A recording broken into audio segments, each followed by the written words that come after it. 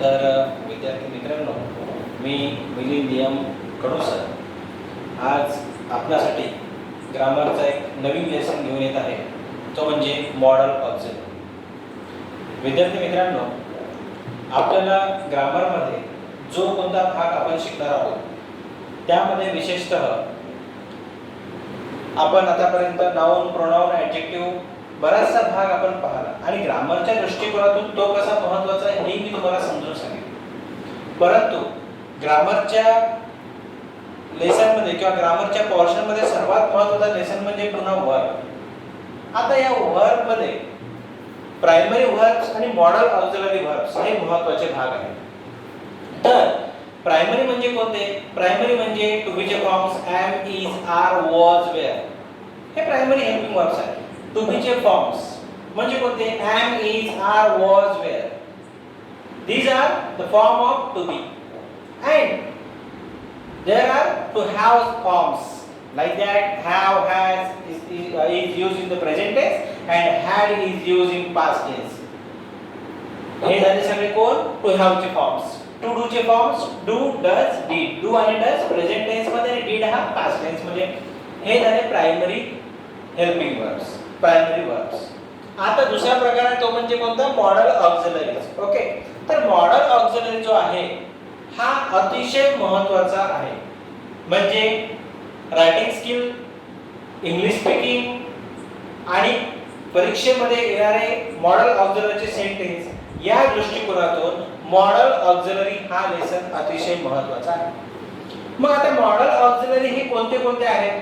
तर can, could, shall, should, will, would, may, might, must, used to, need to, ought to आणि dare to. हे सगळे काय आहे? हे सगळे मॉडल ऑक्झिलरी आहे. आणि यातला एक एक मॉडल ऑक्झिलरीचा मुद्दा आपण म्हणजे जो मॉडल ऑक्झिलरी आहे कॅन, कुड, एक आपण इंडिव्हिज्युअली पाहणार आहोत. तर याच्यामधला सगळ्यात पहिला मॉडल ऑक्झिलरी तो म्हणजे कोणता? कॅन. कॅन म्हणजे एखादी गोष्ट मी करू शकतो किंवा मला एखादी गोष्ट करता येते. मी एखादी गोष्ट करू शकतो किंवा मला एखादी गोष्ट करता येते म्हणजे कसं? मी लिहू शकतो, आय कॅन राईट. मी वाचू शकतो, आय कॅन रीड. मी पाहू शकतो, आय कॅन सी. मी धावू शकतो, आय कॅन रन. मी चालू शकतो, आय कॅन वॉक.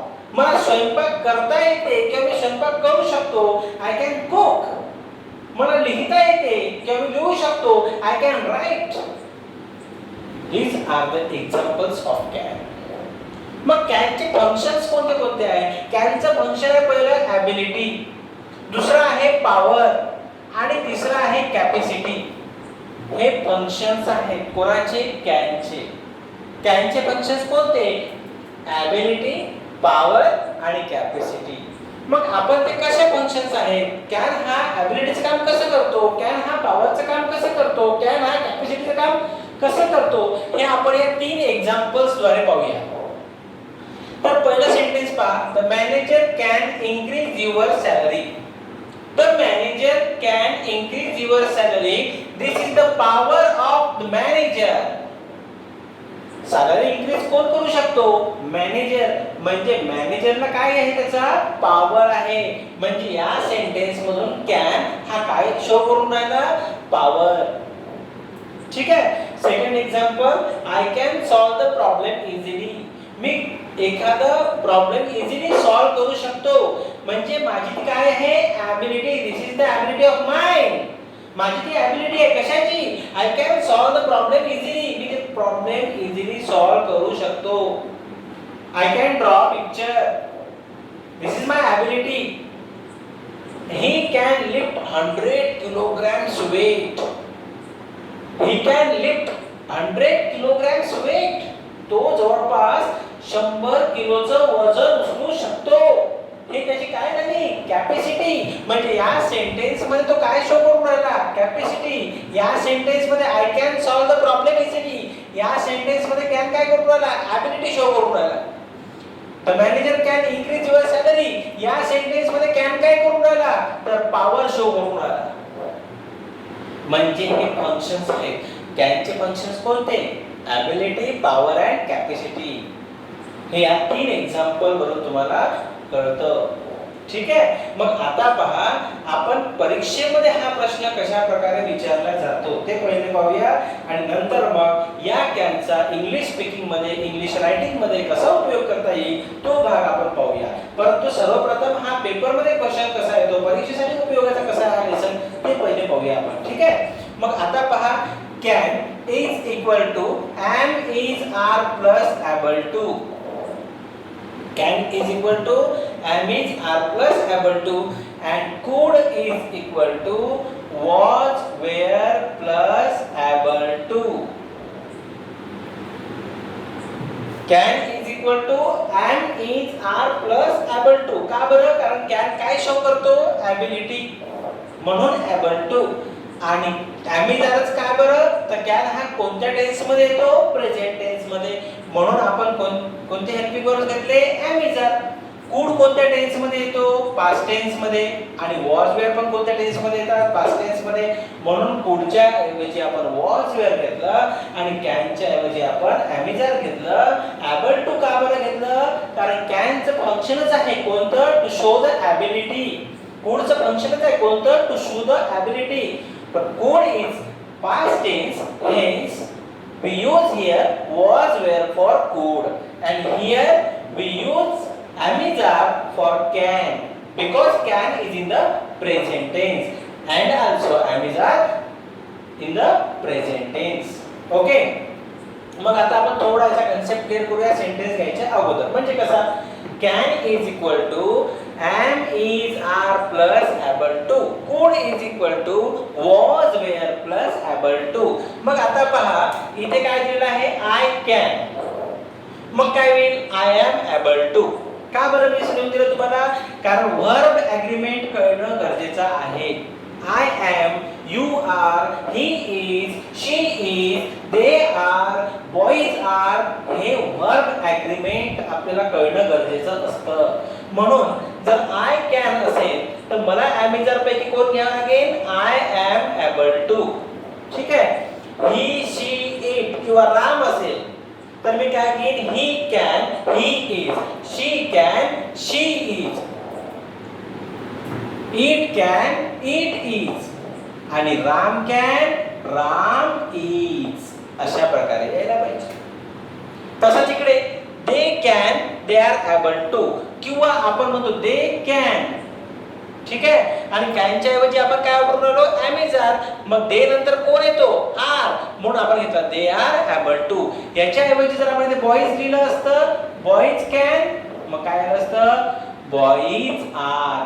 मग बॉईज आर मी का बरं घेतलं असतं? कारण बॉईज हा कसा आहे? प्लुरल म्हणजे अनेक वचन आणि ही, शी, इट, राम हे कसे झाले? सिंग्युलर म्हणजे एक वचन.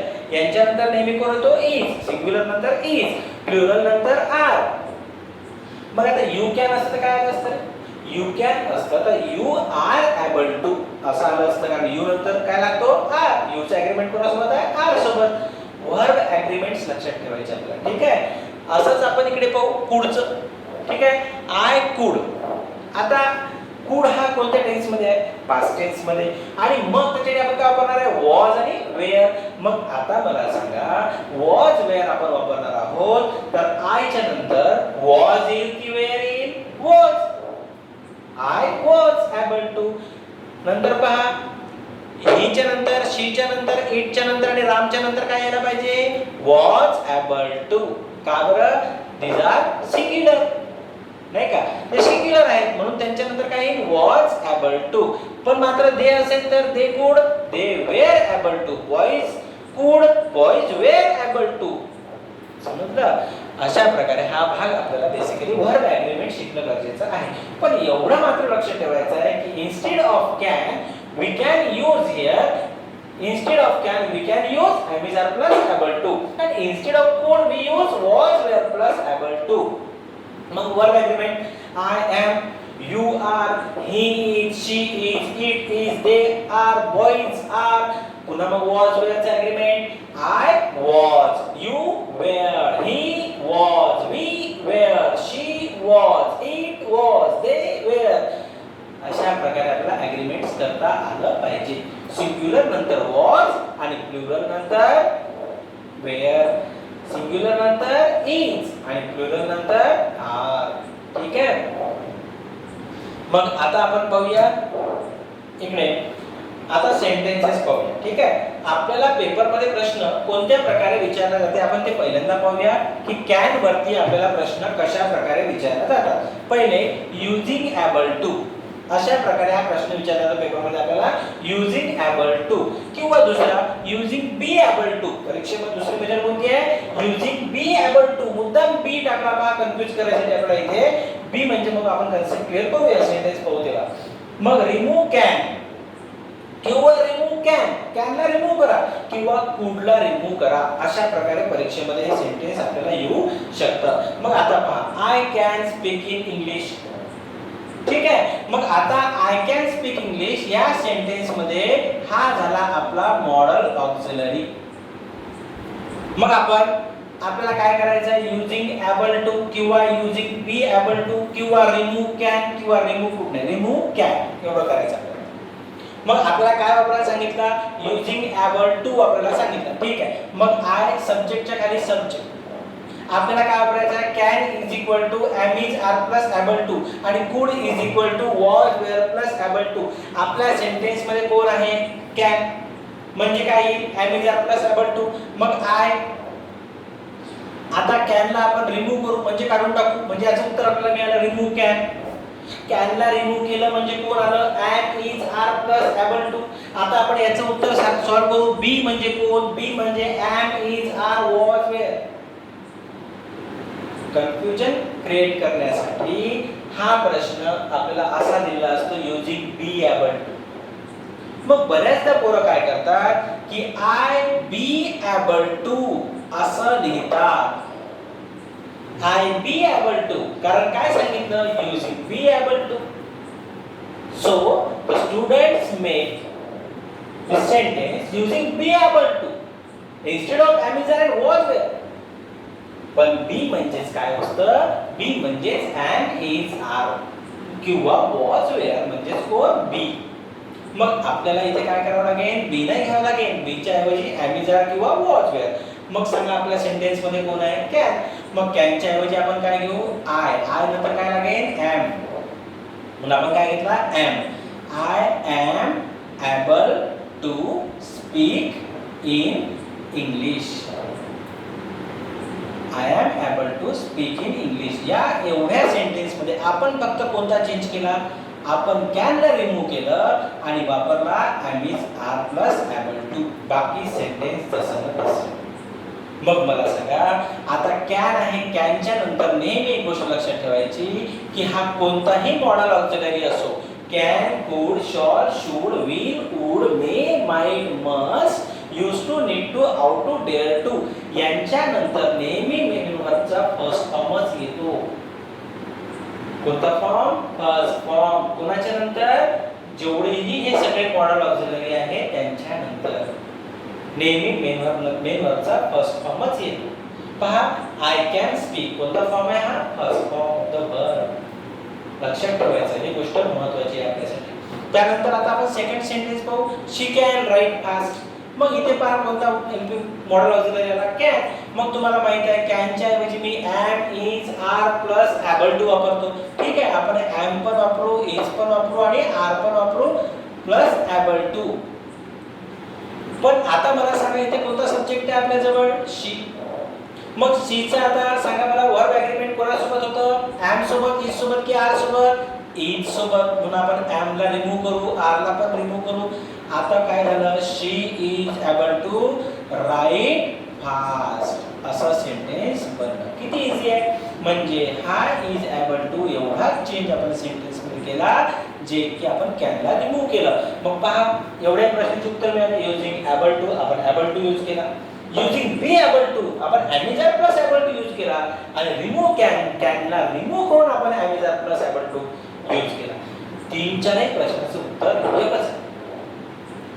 म्हणून हा भाग अतिशय सोपा आहे. ठीक आहे. आता आपण इकडे बोलूया कुड, पास्ट टेन्स कडे. Could is equal to was were plus able to. मग आता आय कुड सेम तसंच. आता मला सांगा, आपण कुठला तुम्हाला पेपरमध्ये प्रश्न आला, परीक्षेवर प्रश्न आला की using able to, using be able to किंवा रिमूव्ह कॅन. आता रिमूव्ह कॅन नाही येणार, इथे काय आहे कूड, म्हणजे रिमूव्ह कूड असा प्रश्न आपल्याला येईल. म्हणजे आता रिमूव्ह कूड. ठीक आहे, पाहूया आपण. आता मला सांगा, कूडच्या ऐवजी आपण काय घ्यायला पाहिजे, was, were plus able to. मग आता आपण ते लिहून घेऊ, वॉज किंवा were plus able to, was were able to. ठीक आहे. मग आता सांगा, इथे वॉज वेअर, इथे कोण आहे आय, आयच्या नंतर कोण लागायला पाहिजे, वॉज की वेअर, वॉज. सिंग्युलर आहे तो, त्याच्यामुळं I was able to speak in English. I was able to speak in English. Same content आहे. कोणताही मॉडल ऑक्झिलरी असो, त्याच्यानंतर येणारा वर्ब हा फर्स्ट फॉर्मच असेल. She could write fast असं सेंटेन्स आहे. पुन्हा तसंच कुडला रिमूव्ह करू, बी एबल टू वापरायचा आहे. ॲमिजा आणि वॉज वेअर म्हणजे बी होतं. मग आता इथे कूड आहे, कूड साठी आपण was were plus able to वापरतो, म्हणजे कूडला रिमूव्ह करू, काढून टाकू, आणि इथे आपण इथं वॉज किंवा वेअर घेऊ प्लस एबल टू. म्हणजे मला सांगा, शी चं ॲग्रीमेंट कोणासोबत होतं, वॉज सोबत, म्हणजे आपण कोणाला काढून टाकू, वॉजला. She was able to write fast. अशा प्रकारे हा भाग आपण पाहतो. अगदी सोपा आहे. त्यानंतर आता आपण दुसऱ्या भागाकडे वळू. हा भाग तुम्हाला समजला असेलच. Can not is equal to am is are not plus able to. अगदी सोपा आहे. जर तुम्हाला हा भाग समजला असेल तर हा भाग खूप इझी आहे. म्हणजे कसा, कॅन नॉट, फक्त फरक काय झाला याच्यामध्ये, this sentence is in the negative form, negative form मध्ये आहे. इकडे could not is equal to was were plus not plus able to. आणि आपल्याला चांगल्या प्रकारे माहित आहे की नॉटचा यूज हा नेहमी हेल्पिंग वर्बच्या नंतरच होतो. म्हणून पहा, आता she can not solve this problem. पुन्हा तसंच, आता कॅनला आपण काढून टाकू, म्हणजे she is not able to solve this problem. Same तसंच इकडे होईल, they can not attend the lecture. मग सांगा इथे कोण आहे, कॅन. आपल्याला ॲबल टू वापरायचं आहे. मग कसं वापरू आपण, they are not attend the lecture. एकदम इझी आहे. आपण फक्त याच्यामध्ये नवीन काय कन्सेप्ट पाहिला की नॉट, आणि सेम आहे, काहीच करायची गरज नाही. हेल्पिंग वर्ब म्हणजे काय करायचं, नॉट. बिलकुल इझी. सेम तसंच could not is equal to was were plus not plus able to. मग आता पहा, कुड आहे, तुम्हाला माहित आहे कुडच्या ऐवजी आपण वॉज वेअर वापरतो, पण इथे शी असल्यामुळे आपण शीचे ॲग्रीमेंट कोणासोबत होतं, वॉज सोबत. म्हणजे she was not able to solve this problem. त्यानंतर they could not attend the lecture. इथे कोण आहे, कुड. कुडचं तुम्हाला माहित आहे पुन्हा वॉज किंवा वेअर, पण इथे कोण आहे, दे. दे नंतर वॉज की वेअर, दे नंतर were. They were not able to attend the lecture. खूप इझी आहे. तर अशा प्रकारे आपण हा भाग इथे पाहिला. अगदी सोपा आहे. याच्यातला काही भाग अंशतः कठीण नाही. आता पुन्हा एकदा हा सगळा भाग आपण रिवाइज करू आणि पहा, मॉडल ऑक्झिलरीज मधला सगळ्यात पहिला भाग पाहिला आपण कॅन. कॅनचा फॉर्म्युला होता and is are plus able to. Okay. आता कॅनचं फंक्शन तुम्हाला सांगितलं, ॲबिलिटी, पॉवर किंवा कॅपॅसिटी. या तीन सेंटेन्स द्वारा मी तुम्हाला समजून सांगितलं. The manager can increase your salary. यामध्ये हा कॅन काय शो करून राहिला, पॉवर शो करून राहिला. म्हणजे कसा, the manager can increase your salary.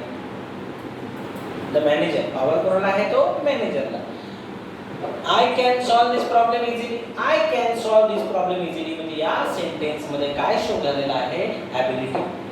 He can lift 100 kilograms weight. त्याच्यामध्ये काय शो करत आहे, कॅपॅसिटी, कारण मी लिफ्ट करू शकतो. मग आता आपण बरेचसे सेंटेन्स पाहिले, त्याचे मी तुम्हाला पूर्ण समजून सांगितलं, आणि वर्ब ॲग्रीमेंट्स पण आपण पाहिलं. तर एवढा भाग आपण राहून देऊया. मात्र याच्यातला एक कन्सेप्ट फक्त लक्षात ठेवायचा आहे की can, could, shall, should, will, would, may, might, must, to, need, to, dare to. या सगळ्या मॉडल ऑक्झिलरी नंतर नेहमी मेन वर्बचा फर्स्ट फॉर्मच येतो. आणि आपल्याला एक भाग जर पास झालं, बऱ्याच पोरांना वर्ब ॲग्रीमेंट समजत नाही, तर हे वर्ब ॲग्रीमेंट क्लिअर करताना एक तुम्हाला साधी मी ट्रिक सांगतो, ती आपण लक्षात ठेवू. ती म्हणजे कशी पहा. आता हेल्पिंग वर्ब असणारे जे हेल्पिंग वर्ब्स आहेत, is, was, amids are, was, were, have, has, do, does, बहुधा हे हेल्पिंग वर्ब्स आपण वापरतो. आता तुम्हाला एक छोटीशी ट्रिक सांगतो की ज्या हेल्पिंग वर्बला यस लागलेला असतो तो नेहमी सिंग्युलर नंतर येतो, फक्त आयला सोडून. म्हणजे कसं, ही, शी, इट आणि राम हे सगळे हे प्रोनाउन्स आहेत आणि या प्रोनाउन्स नंतर किंवा हा राम नाऊन आहे, मग याच्यानंतर येणारा हेल्पिंग वर्ब हा इथच असेल. याच्यानंतर हेल्पिंग वर्ब येणारा वॉज वर पैकी यस कोणाला लागला आहे, वॉजला, म्हणजे याच्यापैकी वॉजच लागले. हॅव हॅज पैकी यस कोणाला लागला आहे, हॅजला, म्हणजे यांच्यानंतर हॅजच लागेल. डूडजला यस कोणाला लागला आहे, डजला, म्हणजे यांच्यानंतर नेहमी काय लागेल, डज. म्हणजे ज्या हेल्पिंग वर्बला यस हा प्रत्यय लागलेला आहे ते ही, शी, इट किंवा राम यांच्यानंतर किंवा सिंग्युलर कोणताही प्रोनाउन असला, pen, pen is, pen was, pen has, अशा प्रकारे त्याला पेन डज जे काही आहे तर त्याला हे यस असणारे हेल्पिंग वर्ब्स त्याच्यानंतर. ओके, तर नक्कीच तुम्हाला आजचा भाग समजला असेल. Thank you very much.